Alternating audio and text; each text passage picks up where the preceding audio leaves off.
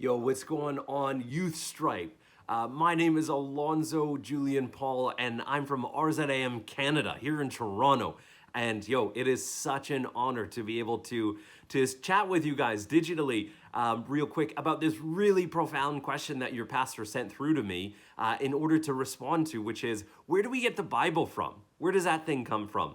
And this is such a great question, and it feels like we could think about this in two ways. How did we actually get the New Testament that you and I know and recognize? And how can we know that it's trustworthy? Like, is there any evidence at all that says like, yo, that this thing is true? And I think that there's answers to both of those. So let me just hit them real quick. So the first one, how did we get the Bible that we know of? And the real quick answer to that is this, and I'm going to give you some resources just in case you want to dig into this even further, that there's like two main reasons why we have the New Testament that you and I know.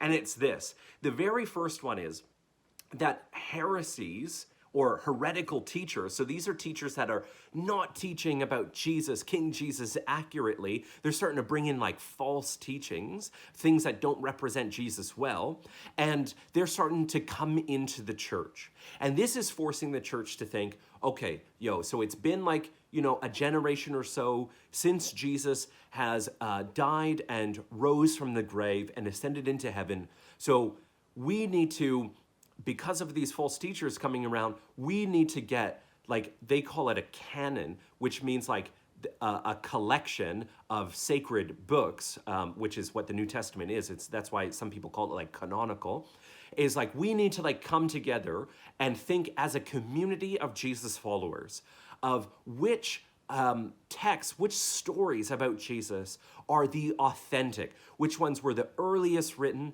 which ones were written by the eyewitnesses themselves, which ones have that sort of like apostolic credentials is one of like their main sort of criteria for selecting which Bible, like which writings actually went into it or not.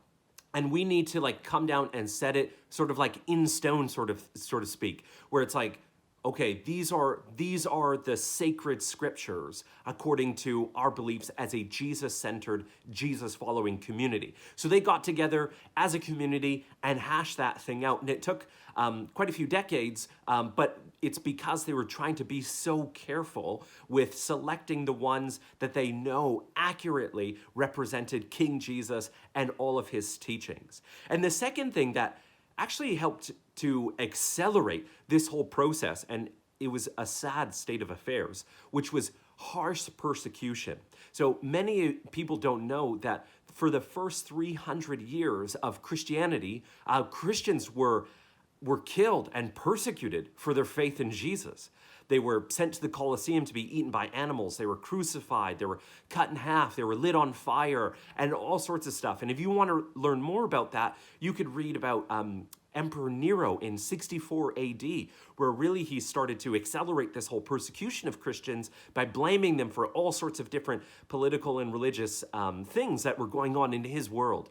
So that really forced them to say, we need to accelerate this whole process. There are false teachers out there. We need to figure out, okay, this is what we believe. And then there are persecutions that are going on. So we need to have our sacred book quicker and sooner than later so that we can start getting this message to everywhere, to all the corners of the earth. So that's really how we got the Bible that you and I know of.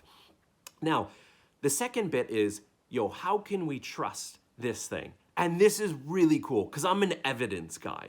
I need evidence to help support something if I'm going to say that I think that this thing is true. And so I look at 5 real quick things that help me to think about this. And I got to race through them real quick, but I'm going to give you a couple of books at the end that will help you if you're really interested in this subject. And so these 5 things are this: palaces, parchment, places, people, and power. So number 1, palaces. What do I mean by that? I mean that there is something extraordinary about the Bible, and one of the extraordinary things is that it has outlasted entire kingdoms and dynasties, where iron and brick have been erected and built to last, they've only crumbled. But when the Bible has come onto the scene, this thing has lasted 2,000 years. So for me, that's at least something to cause me to pause and think that there is maybe something worth looking at here when I'm looking at the Bible, and it is something that has shaped our world and thinking and institutions. So maybe I should give it the dignity of a read, because it has lasted these empires and dynasties. So that's really cool to me. Number two is parchments. And what do I mean by that? Well, these would be like ancient manuscripts. And so one of the ways that scholars look at this sort of thing, sorry if my camera wiggles a little bit, I'm holding it, my arm's getting tired, is just the sheer amount of textual manuscript evidence that we enjoy. 23,986 pieces of textual evidence. That's fragments and partial manuscripts and entire manuscripts all together that make up that huge, huge number. And so the Bible just enjoys an unparalleled amount of evidence to support that it has not been changed since it was originally compiled together. And so when I hear some of my friends from other worldviews, or maybe they're atheists, say, oh man, it's been changed over the years, that's just like a really silly argument, because there's just no Bible scholar that I know of that would say that sort of thing, even if they don't believe in Jesus. They just know that there's just no other book from that time period that enjoys the vast amount of evidence that the Bible does. And so that's really, really cool.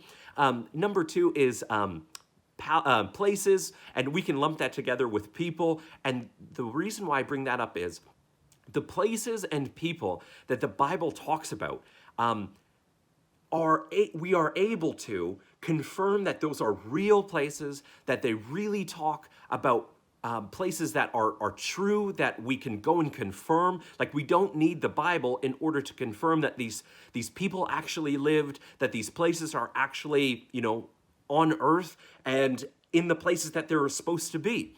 So when you look at the New Testament and it's talking about things like Pool of Bethsaida or Pontius Pilate and all of those sorts of things, it's really easy just to go and look at those archaeological places and say, were those real people? Were those real places? And the fact that we have courses in university like biblical archaeology proves the fact that there are tons of evidence to show and to support that those are real places and real people. So the Bible gets the details that it records absolutely correct. It's fascinating, and it's overwhelming how correct it is when it's talking about just different places and different people, and the amount of evidence that we have to support that. And so that's really persuasive to me, that if they're getting all of these details right, and they're speaking truth when it comes to all of these details, big and small, then it stands to me logically that perhaps the message that it's trying to convey, that Jesus is God in the flesh, coming to rescue humanity, motivated by truth and love and justice, that's probably true as well. And so that just gives you something really to think about. And then the last one out of our 5 Ps is power. Now, power is really something that's interesting, and I don't mean that in sort of like a lording it over people sort of sense of the word power, but power to transform lives. Now, this is really interesting because I didn't grow up in a Christian home. We were sort of casually Catholic sort of thing. That means that we went to church on Christmas and Easter, and it was more fire insurance than anything else. It wasn't real. I didn't know who Jesus was. I didn't know what the cross meant. But when you look at this book and it says that, hey, there's power here because it's the Word of God. If I'm seeing over 2,000 years, millions and millions of lives changed by this book because of its intrinsic, inherent power that it possesses, then that's going to cause me to pause and really reflect. Is there something really here? Because it seems to me that you could take each of those individual cases and look at them as individual case studies, and each of those millions and millions of lives as millions and million pieces of evidence that this is exactly what we would expect to find if this really is truly the Word of God. And the transformation I've seen in the lives of people around me and in my own life seems to support the fact that this book really is true, really is the Word of God, and really can transform your life for it has just given me so much joy and so much peace as I've received the forgiveness of God from its pages, as I look at the person of Jesus and experience his love and experience a relationship with Jesus. It's absolutely amazing. And so, I promised 2 books. Okay, so check it out. If you're really interested in this, my boss, Amy Orr Ewing, wrote this book, Why Trust the Bible. It is so accessible and such an exciting read. I really recommend it. But if you want to nerd out, like I went to Oxford University, so if you want to nerd out with me, I can nerd out with the best of them. But I got this. This is actually one of my textbooks from it, and it's called Turning Points by Mark Knoll. And if you really want to get into like the deep scholarly material, then that's where you need to go. That's a great starting point, a great introductory book. So I hope this really helps. God bless all of you at Youth Stripe. Take care. We'll see you next time.